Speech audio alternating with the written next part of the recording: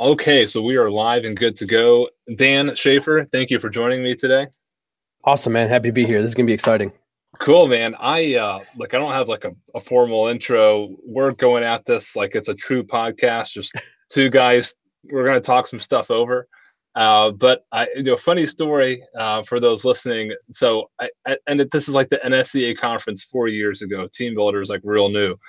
And I'm at the booth, and a bunch of coaches hustle over, and they're like, "Hey, man, uh, did you hear this Florida State guy? He basically said he rebuilt Team Builder for Florida State." And I'm like, "What?" I'm like, "Is someone stealing our IP? What's going on here?" And we know basically someone at Florida State who's a genius, built software in house, which is unheard of. It never happens. And a couple of years later, someone introduces me to Dan, and I find out that Dan is that guy. He was the guy at Florida State who built this in-house system software. And we got to talking on the phone. We spent like an hour on the phone talking, and we're like, you know what, man, we should get together and do a podcast, because we talked about all these tech things that had to do with strength and conditioning, and we were seeing eye to eye on this stuff. So Dan, formerly at Florida State, but now you're with Wisconsin, and now you're in the research world. So can you take a few minutes, just let people know what's going on with you and what your background is? Yeah, absolutely. So my background's in strength conditioning, and I'm kind of like one of the weird meatheads that has an affinity for technology and math kind of at the same time. It's a strange brew, man. I think I'm like a unicorn in my field, maybe. I don't know. So, yeah, I just always really loved technology, and I really liked being a meathead. And kind of what we did at Florida State was a combination of those things. So the in-house thing was just really savvy with a little bit of code, Excel, and a couple other things to take all of our programs and make them digital. So we just did something that was really comfortable for everyone, and it ended up saving us a lot of time in the long run. While I was at Florida State, I got to use some other technologies, like GPS with monitoring the athletes, did some stuff with heart rate, and really, to overuse the phrase, getting bit by the bug, it just kind of got worse, and the itch got worse. And it spread to my brain, and I just had more questions and answers. And so kind of the next logical step in that process is your PhD, right? So kind of investigate some of the questions that you had in your practice and see if they hold up, across different populations. And what I was kind of finding was, some of the research in this field, it's like very small subgroups. It might just be something in rugby, or I've seen like studies come out in hurling, and I don't know if those sports always hold up in terms of the things that we do at the collegiate setting here. So I really just wanted to kind of take what I had learned and applied it in maybe a little bit more of a controlled setting and see if they hold up. Cool. You ever miss? I just have to ask. Do you ever miss like being on the floor, blowing a whistle? I mean, do you get some coaching in on the side? Yeah, man. I think the thing that I miss the most is like when someone actualizes their strength, right? So, they finally hit the PR that they're capable of, or they figure out how to do a snatch, the way that you want them to. Like those little daily victories are like the best part of the job. And, you can't really control when someone has their aha moment, but I mean, celebrating with that an athlete is like the best part about being a coach, and that's what I really miss. Yeah, cool. I imagine most of the people listening to this who are affiliated with Team Builder are either a high school strength coach or like a small college strength coach. What I'm getting at is that like not everyone's going to have the budget and like the tools that Florida State had. So what we're going to talk about today is like you and I love tech, but the reality is like we're not able to take good tech and then make it available to everyone. And then also the other thing is that like good technologies don't necessarily help everyone if they were able to have it. For instance, I don't think a coach who had 600 athletes to themselves would necessarily benefit from using GPS and Catapult. I doubt they find the time at the high school level to sit down and sift through all that data. So that's kind of the theme for what we're going to talk about today, right? Yeah, absolutely. Cool. So where do you want to start? What's something that's on your mind as far as technology that you think would be relevant in a large group setting? Yeah, I think the first thing that you have to ask yourself if you want to use technology and you want to, because it's going to take two things, right? It's going to take a little bit of money when you invest in technology, and it's going to take a little bit of time to learn it, right? So I think the most important thing is that what is it doing that's making your life better? And so from the first standpoint, I think program automation is sort of the first low-hanging fruit, right? So technology, I think when you have a ton of people, something that can get you away from the computer and more time doing what you want to do, which is like be with the athlete, that's where technology is like worth every penny, right? And that's why we kind of did the in-house thing at Florida State. It was, we had a lot of athletes, right? And if you're printing them all and then you make a mistake, or you have like a last minute change in terms of like it's Sunday and the coach is like, hey, we want to change what we're doing for the week. You have to redo all of your programs. Having a digital based program design takes away those headaches. And so that's kind of the first thing is like, if you add technology, like how much, what does it do that improves your life, right? And then, if we kind of go a little bit maybe deeper into the woods, like if it's monitoring based or using a technology in the weight room, like bar velocity or whatever, really, I think you need to drive your decision on what do you want to measure that's going to ultimately change your decisions as a coach. So like if I start recording all of this information, is it going to give me something that I need to change the programs of my athletes? So like this happens all the time. People call up here and they're like, hey man, I may or may not be getting 6 bar senseis. I may or may not be getting the push band. And no one's necessarily going to buy 20 of these things and go do a full go, but they want to quote unquote play around. It's to that coach who's like on the fence there, like what would you say to them one way or another to kind of guide them from there if they're like on the fence about whether to even test out or even explore these technologies? Velocity, bar velocity technologies.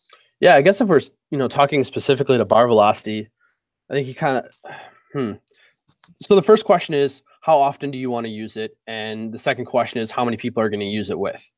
Okay. So if you have, just to use kind of your number before, 600 athletes, like that's a lot of things that you have. Obviously, you can have one per rack or however you want to use it, but that's a lot of information. So let's just say we have a lot of people and maybe you want to just only record the back squat. Like that's where I would start if I was on the fence. Like maybe pick your seminal lift, and whether that's the squat or a deadlift or a clean pull, whatever, the thing that you base the most of your program design around, that's where you start.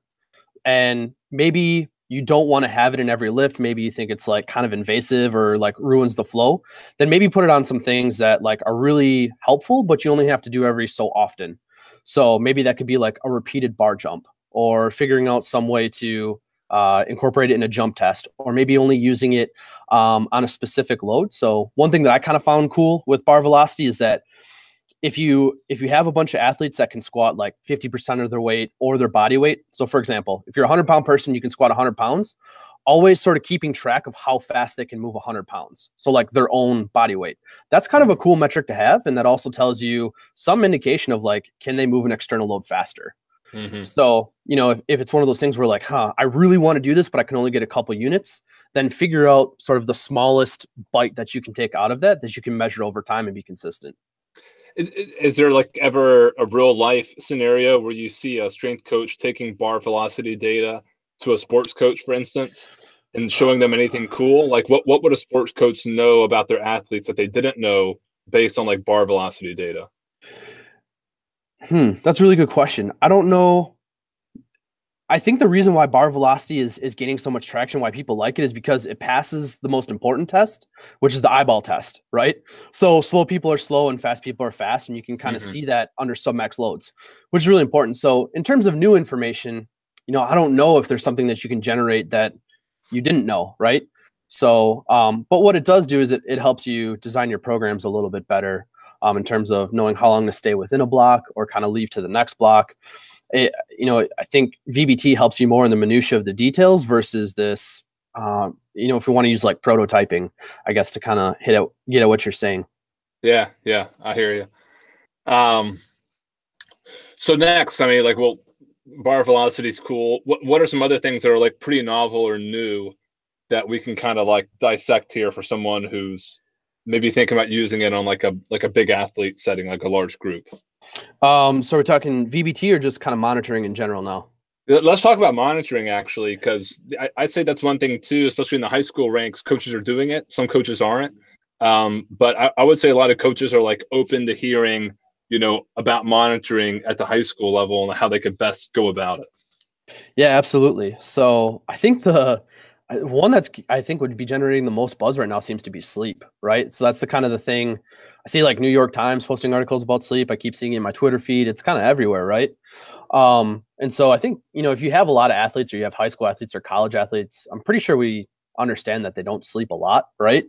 Mm-hmm. So, if if I were to really spend my time on sleep in terms of just overall sleep hygiene, like how do you sleep better? I think that's kind of an educational piece. But if you wanted to track it, I think if you have a group of athletes that is very academically driven, so you know that these kids are going to push it kind of on both ends, both in the athletic world as well as sort of academic performance, I think it might become a little bit more critical there, to kind of understand their academic load with their training load in terms of what they're doing in the weight room and try to balance those things a little bit. I think a lot of collegiate strength coaches have sort of caught on to this, and they try to do their strength programs around the academic calendar, right? So we kind of know like when midterms are, when finals are going to be. And so we kind of pick our harder weeks not to be near that, right? So that way we can get the most out of the athlete when we need to. And so if you don't know those things, probably simple sleep questions are a really good way to find that out. And you would say, because like there are some people who like take like an entry-level psych class and they'll say something to the effect of like, surveys are not effective, or like, you can't trust what the athlete says.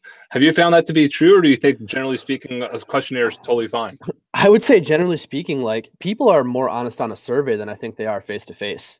There's some sort of comfort level with it. And if you're kind of looking to answer some things with a survey or kind of monitoring your athlete in general, I would gear more questions towards the things that you can't necessarily gather like from a practice or things like that. So, having some degree of how well did they sleep? How are they sleeping in general? Just overall mood state. Like you can have those people that are, they show up every day and it doesn't look any different, but their mood can fluctuate quite a bit. They're just, they're hard workers, right? So they kind of know how to rise to the occasion. Or something like general body soreness. Being a little bit more specific in your questions and having them, highlight the hamstrings or highlight the quads. And that can give you one of two things. One, you can know if you have this accumulation effect of like, wow, the whole team has sore hamstrings. Like maybe we need to back off, or maybe we need to change practice a little bit, or what we're doing in the weight room. Or the other thing is that maybe it's just a small pocket of people that might be doing something different. So it can kind of help you identify like, how long after a hard sprint workout are these kids like really feeling it? Or if we do a maximum effort in the weight room, what day are they the most sore? And I think that is good information for you as a strength coach, because you usually have a good idea of what's going to happen at practice. And then also like good information to give to the coach, be like, hey, like we talked about them, being able to get this amount of work in the weight room, like understand that tomorrow should probably be low for practice. So that way, you can get maybe something out of practice that you wanted and the kids don't look really slow, because they will be. If a coach is just sitting here with a blank piece of paper, has never created a survey or a questionnaire before, what do you think are some like questions 101 that need to be on a questionnaire? Yeah. So let's take this in two ways. Let's say if you want to do a question after a session, so that would be like the weight room, any kind of training session, right? So any kind of training session or practice, I think it can be as simple as like, how hard was the session, 1 to 10, and then you just need to record the minutes. Okay. So then as the coach, what type of session it was. Maybe it was like sprinting, or it was a strength workout, or it was practice or competition. And then you just have that, and you have your minutes and you have your RPE. So that's like the simplest thing, and where I think you should start if you're not recording anything. So then let's maybe talk about a different one. So if you wanted to have a daily questionnaire, and whether that be, usually it's probably the best if they do it on their own in the morning, kind of on their own time. I think the one that's like really helpful is like, hey, how are you feeling? Right. So that's just 1 to 10. Like 10 is like, I feel like I can run through walls. 1 is like the wall is falling on me. And then,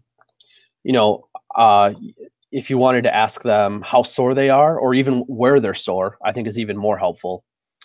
And then the last two I think you can kind of talk about is, how well did you sleep? And then what was your sleep quality? And I think those 4 questions capture a lot of the things that you're really concerned about. Gotcha. Cool. Take, for instance, this survey, once you have it and start using it, is it okay for coaches to like tinker with it and try new things over time? Like, what would you just recommend that they keep using it for how long? Yeah, I think it's definitely okay to tinker with it. The one, on the front end, you want to ask yourself, like, what am I really curious about? And so if it's like how sore they are, then never tinker with that. Like, keep that the same, keep it in the same place. Like, don't change the order of it. Like, if that's question number 2, like always keep it number 2, because that's like your main objective. And then, as you do this, you're going to have more questions, or you're going to get answers and you're like, oh shoot, I don't need to ask this anymore. And so I think it's okay, but whatever your, staple question is going to be, like, keep it in the same spot. Don't change that. Be consistent. Gotcha. Consistency. That makes sense. When measuring the duration of a training session, is the idea to have a training session length? Some coaches have no choice, but they have like a period. They have to train within that period. But if they did, should they have the same length session by session? Because I've heard you say before, the duration of a session should vary, but the average should be consistent over time. I think, are you talking about like if they do, like a shorter, like higher intensity sprint workout versus maybe like a longer conditioning workout or something like that? Right. Yeah. For instance, like we measure duration. Is the goal of taking like that measurement just to make sure that your session length stay the same, or what do you do with that metric once you start collecting session duration all the time? Yeah, you can do a couple things. So if you take all of your weight room sessions and they're always 50 minutes and the athlete always reports a 5, then their training load score is always 250. Like, you just kind of multiply those two, right? I see. So that kind of exposes a couple things. One, you're doing sort of the same thing over and over and over. And maybe you need to do some variations in intensity.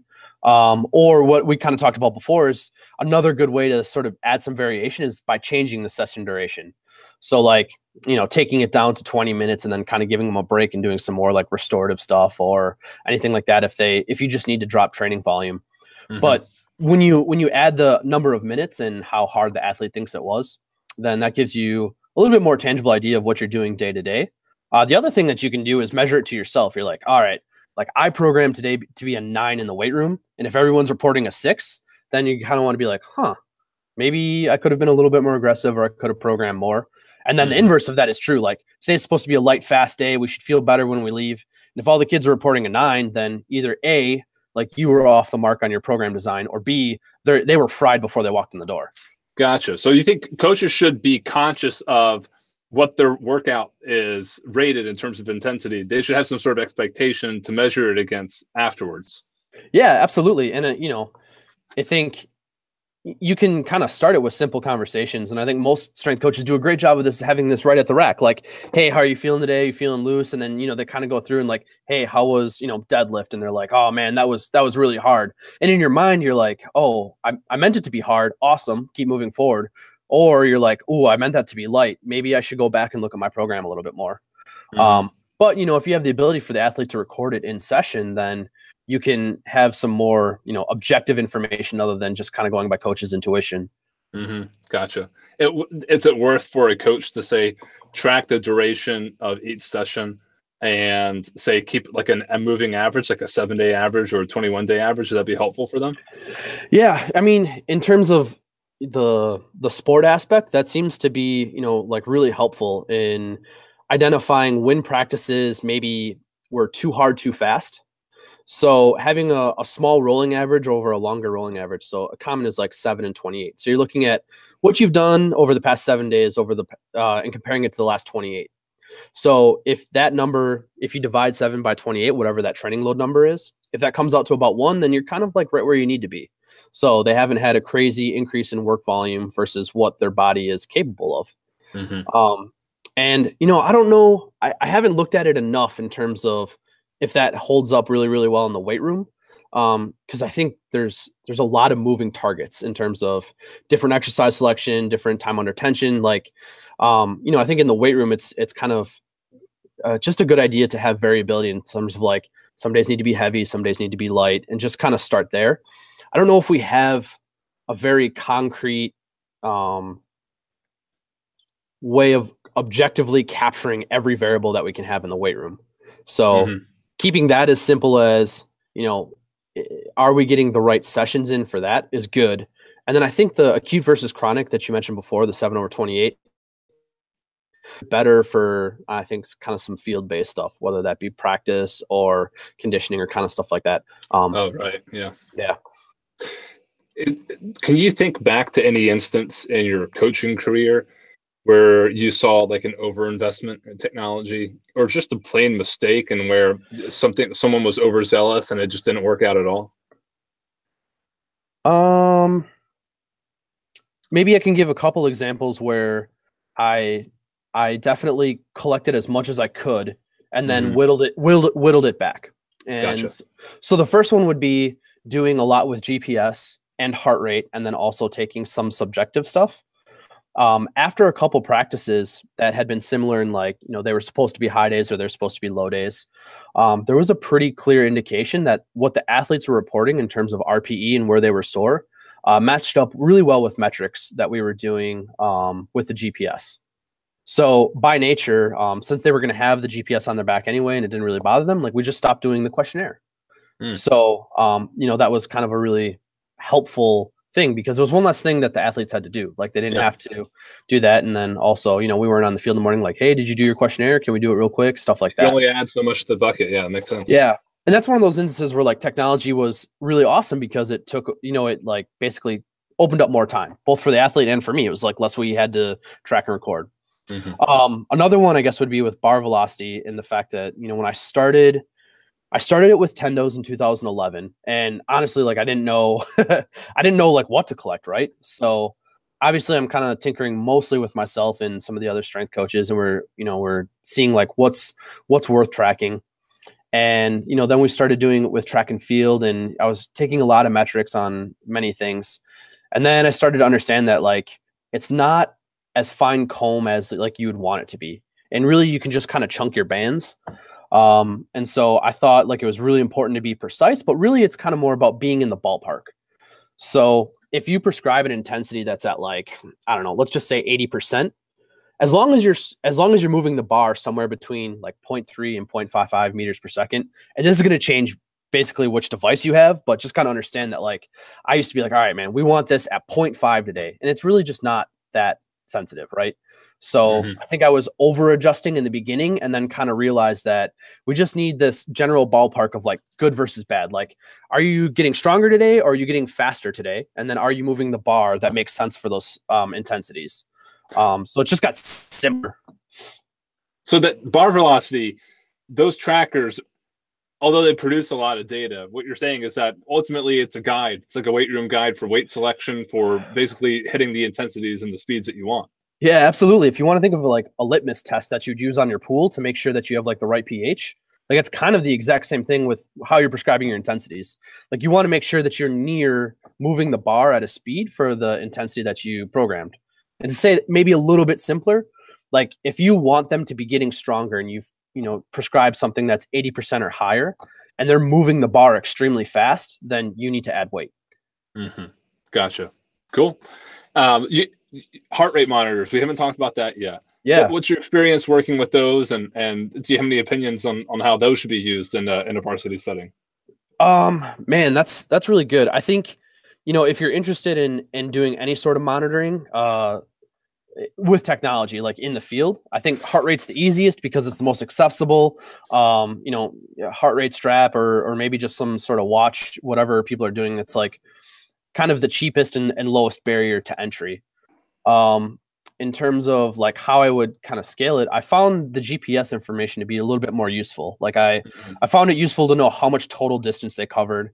I found it useful to know how hard they were sprinting during practices versus competitions, because that made me program their workouts differently. Like, if different positions need to do more sprinting, then I would make sure that they had that in the off season. With heart rate, it's kind of like, it's good because it gives you a way to look at training load that you don't have to do a questionnaire for, right? So you can have a pretty objective way of being, okay, this is how hard they're working, etc. And then of maybe more of the finer minutia of, like, how do you want to program design as a strength coach? It really just exposes who's fit and who's not fit. So, like, the fit kids can handle the workouts, and there isn't a whole lot of variation in their heart rate data. And then the unfit kids, they start working out, and it elevates, and it elevates, and it elevates, and then they shut down. So, in terms of, I think, getting more precise with how you want to do their workouts, there isn't as much detail that you can extract from heart rate. But, if you're looking for kind of that first step into it, it's like a really good starting place. Gotcha. Have you always used like Polar? Is Polar the device you've used for heart rate? Yeah. Gotcha. Have you ever seen, say, someone just gather heart rate data from like consumer wearables, like a Fitgrip or Apple Watch? Is there a way to aggregate that data? Man, I think some of the issues with other devices is that there's like this, I don't know, black box architecture where it kind of goes into their proprietary algorithm, right? And I don't know how accessible something like an Apple Watch or all of that stuff is accessible to the strength coach. And that's why like Polar is really, really nice, right? So they have dashboards that are made specifically for the strength coach, or if you want to use, their GPS watch and stuff like that, they have ways that you can set up a nice like team view of what's going on. One thing that I have seen people do is just a simple like heart rate app, and then the athlete just records their resting heart rate when they wake up in the morning. Oh, okay, gotcha. Off of like their Fitgrip or Apple Watch or whatever. Right. Okay. And so the athlete, what's that app called? I'm trying to think. Let me see if I can pull it up on my phone right. But the premise is that like when you do your morning questionnaire or whatever, the athlete would just type in their I want to say it's called HRV for training. Yeah, that was the one I was thinking of. So it's as simple as something that could be on a questionnaire. You could just collect this resting heart rate every morning. Yep. And what are you looking for? Are you looking for the resting heart rate to go down over time as your athlete gets fitter? That's the idea. Well, I think down over time is good, but like also if there's just like some sort of crazy spike in the morning heart rate. So like if someone's usually around a 70 when they wake up in the morning and then all of a sudden they're like a 90, like that's probably, I don't know, maybe worth like having a conversation of what's going on. You know what I mean? I think you can't always like make the jump of like they're overtrained or they're stressed or whatever, but like, some things have been suggestive of like, that kind of happens before illness, or that kind of happens like when they're really stressed out or they're not getting enough sleep. Like there's something going on internally that's making their heart rate be abnormally higher.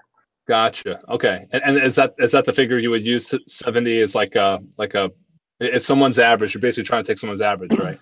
Yeah. So I think, initially you have your athlete and if they take their, every morning or every couple mornings or whatever, you're just looking how far away does it, if the athlete ends up being 65 over a week or two or whatever, you just kind of look at that from baseline. And then, if you all of a sudden see an 80 or 85, then you're like, oh, wow, that's like really different. And, the cool thing, go ahead. I was just going to if you see that's an indication that you should just maybe talk to that athlete, have a conversation.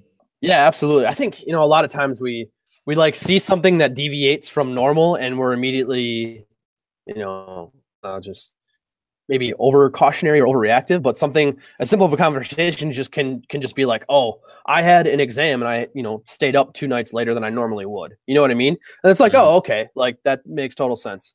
And so that's the benefit of monitoring, is that I think it takes away and removes some barriers, like things that you wouldn't have known otherwise. And it can just be something as simple as like, hey, I noticed that like you reported that your mood state is low over, the last 2 days, or I noticed that your heart rate has gone up. And you'd be like, is everything cool? And then, either they're just like, yeah, or they're like, no, I haven't been sleeping good, or just whatever. Yeah. Okay. Have you ever seen like an instance where an athlete says something's wrong, but the questionnaire, the GPS, the health monitor, the heart rate monitor says, that everything should be normal? Like, is that a thing? Oh, where they're feeling that something isn't right, but everything kind of seems, yeah, right. In that sort of instance, as the strength coach, I think your first thing is to immediately kind of like feeling that way, they need to check in with sports medicine, whatever. If in your situation, if that's an AT, if you have like a team doctor, kind of whatever, or if you're a high school coach, like make sure that they touch base with their parents that they're feeling this way. You know what I mean? That's kind of one of those things where it's, if the athlete doesn't feel something's right and things aren't lining up with the technology, like that's something that needs to be handled that isn't under the human performance umbrella. I think that's more the sport medicine area. Gotcha. Cool. Good to know. But the other thing is that, maybe because of monitoring, they were comfortable having that conversation, like, hey, I haven't been feeling right. Like, how do my numbers look? And you're like, oh, they look okay. Like maybe we should ask some more questions or get someone else involved. That is their focus. Yeah, true. Omega Wave. Have you ever worked with Omega Wave before? I've never worked with Omega Wave. No. What's the deal with that? Does that just yield more information than say other technologies? Yeah, so I don't want to speak much to Omega Wave because I've never used it and I don't know really a whole lot of information about it. But again, it's a technology that's trying to assess the readiness of the athlete, kind of based on their internal load, and that's really about where I want to leave it because I don't know much about it. Okay, gotcha. Well, on this topic of readiness, like I've gone to clinics before. Yeah. I've had coaches, and look, they're old school coaches. They're not that old. I mean, they're like right in the prime of their career, and they say something to the effect of, well, readiness, I believe is valuable, but I don't necessarily practice it because take this take this instance. Someone wakes up on game day. They've got a game. And something that I measure for readiness says they're not ready. It's like, well, they have to play the game anyway. So, what's the point of taking readiness and using it as a factor? So what would be the counter argument for that? Well, how would we say that, well, that's not the right way to look at readiness. It should still be used as a tool. Yeah. I mean, so I kind of want to side with the person that brought up that question. And here's why. I think an effective technology works well when the athlete or the participant doesn't know it's working, right? So I think sometimes there's just too much going on, and there's this too many questions that are being asked that make this person feel like a guinea pig, right? And so if that's ever the case, and the athlete is able to identify readiness as off based on whatever metric that you're using, I think that's a problem. And I think that they're absolutely right. If it's competition day and they need to compete, we need to make sure that we're doing it smartly and intelligently. And that's just good information to have as the human performance team. Now to kind of go on the other side, if that's the case, then why should we ever do it? Let's just think about all of the little things that we talked about conversations along the way to make sure that that athlete is healthy in the long run. Okay. And so one of the biggest predictors of wins and losses is not having player ability. So having just this snapshot of what happens if they're not ready on game day is a really narrow view of looking at the big picture, which is this athlete's career. And that could be 1 year with you, that could be 4 years with you, that could be a decade with you, right? And so the alternative to being well, what's the big deal if they're not ready on game day and they still have to go anyway? The big deal is they need to compete, but then you need to continue having that conversation of all right, how do we get you restored? How do we get you back to normal? How do we get you mentally ready so that you feel like you're in a place to finish the season? Mm-hmm. So it's not just one day. It's not just one conversation. It's a lot of them. And, if you have the ability to capture when they're not feeling their best and have the ability to get them to their best, I think you absolutely need to record it. Mm-hmm. Yeah. So that was my kind of playing devil's advocate, but then ultimately talking about why I still think it's really important. Because I get that question all the time too. It's well, I saw this and this and it doesn't hold up to what we normally see. And I'm well, what about all the positive things that have happened?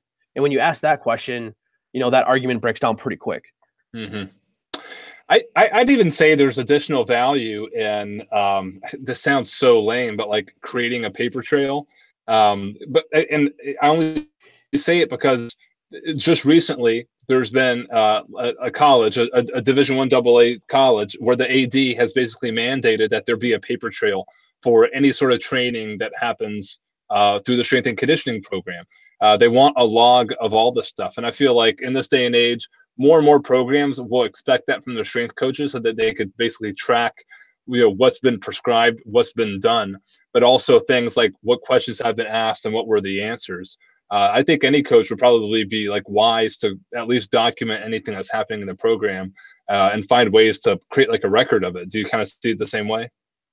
Yeah, absolutely. And I mean, to say that in another way that I think resonates well with strength coaches is to me, I never saw it any different than recording my maxes. Being able to record my maxes and show progress over time, or if an athlete missed a max or kind of whatever, then, being able to know that they missed it because of injury or because, they were sick or they weren't there on that day, or why is their testing day different? And, I think having that paper trail sometimes leads to easier conversations when when it's hey, what happened in spring or what happened in fall? And you're going, a year or two back. I think, it just kind of recording all of that data, especially with how easy it is to do it now, is just helpful. It tells a story, it paints a picture, and it kind of offers you the ability to kind of relax a little bit at the end of the day, because that it's been recorded and it's good and you can just kind of move on. Yeah. So some tools that you use today to do this, like Google Docs, is that something that you use? I kind of did everything. We used Google Docs a lot, and then we also, we had all the Office suite stuff. So I mean, I Hmm. feel like you can pretty much build everything that you want to in Office, and that works really, really well. Right. I think one, for some of the strength coaches that might be a little bit more savvy that want to like record some information, there's a thing called like form, which can be like pretty easy to use. What was it called? What was that? It's called Jot Form, Jot JOT. form. Hmm. Yeah. So it's like a really simple way to just, it's made for like collecting emails and doing questionnaires and stuff like that like businesses use. But, a savvy strength coach can turn that around into an athlete questionnaire, but like pretty quickly. Yeah. And so, that's kind of another tool that I think some people don't know about, but the ones that do use it really well. Yeah. Like back to consumer wearables, like have you seen anyone do anything cool with like, say, the Apple Watches or the Fitbits? Like I'm sure some coaches like see athletes wearing these things and are thinking, oh, I can maybe take advantage of this somehow to maybe benefit the program or benefit the athletes or anything like that. Yeah, I think something that is done that can be done really, really well is if you have something, that records heart rate or some sort of, how far you covered. If you have athletes that are not going to be with you for a while, or you don't see them over the summer, or kind of whatever, and they're like, "Hey, I have a Polar Watch or I have an Apple Watch," then they can be like, "Oh, okay," and then they can just kind of have this conversation with them of like, I want your distance to be high on this day or low on this day, or like I'm looking for these kind of heart rate things. And so the athlete can kind of take their training in their own hand a little bit. So Hmm. they not only do they have the program that strength coach gave them, but they have something that's a little bit more quantifiable and objective of like, did I do the program correctly? Hmm. This program was supposed to be hard. And then, my Apple Watch is saying it was hard. And so those are all good things. Yeah, you actually mentioned a good point. Just because athletes wearing these devices doesn't necessarily mean they know how to interpret the data or to understand these metrics. Maybe if a coach is well versed in HRV or understands activity levels, they can explain to them a little bit more. Maybe it like gets an educational moment, I guess. Absolutely. Yeah, cool. Okay. All right. Well, in terms of sleep, I mean, like there are some people out there with some like advanced technologies. Like I've seen things that people wear, obviously, but things that strap around your mattress, your pillow. I mean, so should someone be concerned about like being on the cutting edge of sleep technology, or do you think they should be okay? Maybe just asking some questionnaires and maybe getting some information off like a wearable. Yeah, I think this is kind of like a little bit outside my area of what I usually do, but it's kind of the same thing that I think about with other technologies. Like if you can afford the technology to monitor sleep and the athlete feels it's burdensome to always record like how well they slept and how much they slept, like technology makes a lot of sense to having some sort of wearable or app or whatever that kind of does that. So you can have a consistent score over time. But if it's not that big a deal, if the athlete's like, no, I don't mind just telling you like, I slept 7 hours last night. I slept 9 hours last night. I think it is whatever you can be most consistent with and is the lowest burden to the athlete is really, I think, what kind of drives that. Yeah, cool. That makes sense. Anything now, like in your current work, that you think would be cool or relevant to strength coaches out there right now? Anything, again, tools you use, anything that you're measuring, anything like that? Yeah, so I mean, what I'm going to be focusing on, here during my PhD is looking at training load metrics with the GPS monitors. That's really my primary focus. But kind of in the back of my mind, I really am curious as to how can we make maybe a better training load score in the weight room. And now that we have velocity and we kind of have the ability to record time and the amount of time spent in each sort of intensity band, that's kind of been stewing around. Like, I think that might be sort of what's next, like having a more definitive, like this is your training load, this is what it costed you, and this is like maybe how much rest you need before you can hit a specific muscle quality again. And I think that'd be really cool. And the best part about this research is hopefully like you can get enough information, and so that way the people that have large groups of athletes or don't have the ability to access some more of the intense technology, you can make general recommendations just to make the whole field better, right? That's kind of the whole purpose of this, to give kind of some general safety floors and ceilings so that like, hey, this holds up in like youth women's athletes, and like cool, like I didn't know that, like now I can make better programs as a high school strength coach for women's volleyball. Mm-hmm. When you say time and certain intensity bands, are you actually measuring the specific time under tension of each eccentric and concentric, or do you mean like the general time spent at those intensities in a block? Yeah, I think you can maybe just do the general time. So like, if you spent 5 reps at 80% and then knowing that was like 25 seconds that it took you to complete it or whatever. I don't know how big of a headache it would be to do concentric versus eccentric, but like, I think, some strength coaches actually program like I want a really long eccentric and a fast concentric, stuff like that. But I think now with devices and their availability, like maybe we can, actually see how some of that stuff holds up. But man, I don't know, breaking apart everything, that'd be like 90 PhDs, I guess. Some of these strength staffs have a lot of interns. I wouldn't be surprised. As far as GPS data, you use Catapult. Is that what you mostly have worked with? I worked a lot with StatSport at Florida State with the women's soccer team, and they essentially all sort of capture similar metrics, right? They're all using the same technology, and so I found just being able to break apart how fast the athlete was moving and how many yards or meters that they covered at that speed was super helpful.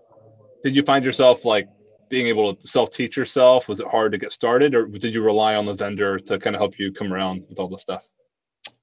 So my background, when I was in undergrad, I became like really interested in weightlifting and track and field. So to me, the GPS was nothing more than a component of a track workout. And that was the way that I thought about it. And I feel like that made it so much simpler. So instead of getting overwhelmed by these like metrics, like, when I would be at a track workout and just kind of watching the coaches, like I knew that they were expecting certain times in 60 meters and I knew that they were expecting certain times in 200 meters.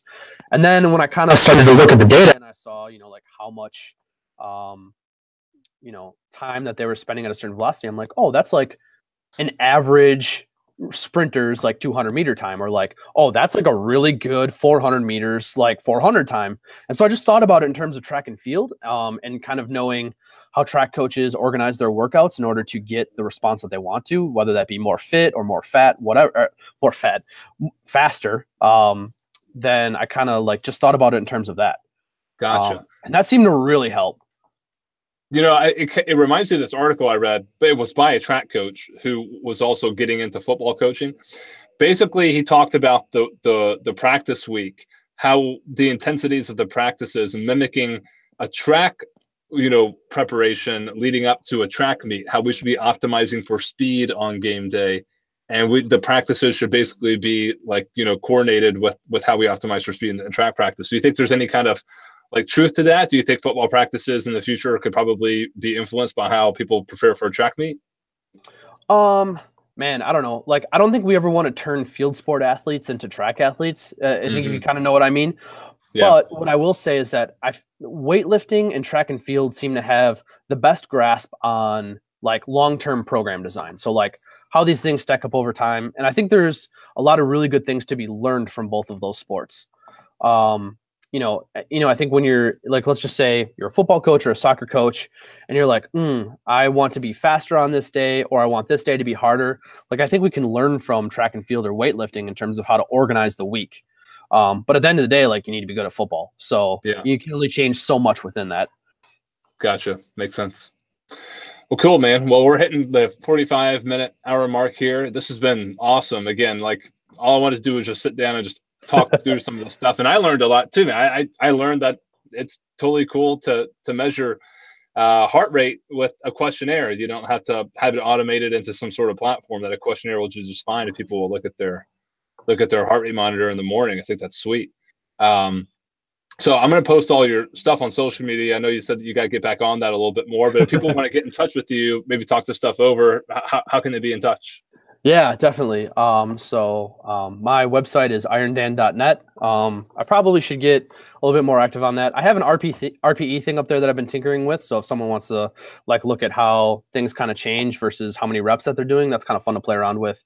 But yeah, my email is danimal@irondan.net. And so that's usually how people reach out to me. And then when they have more in-depth questions, then we can just kind of start a conversation from there. Cool. So what's this RPE thing that you have on your website?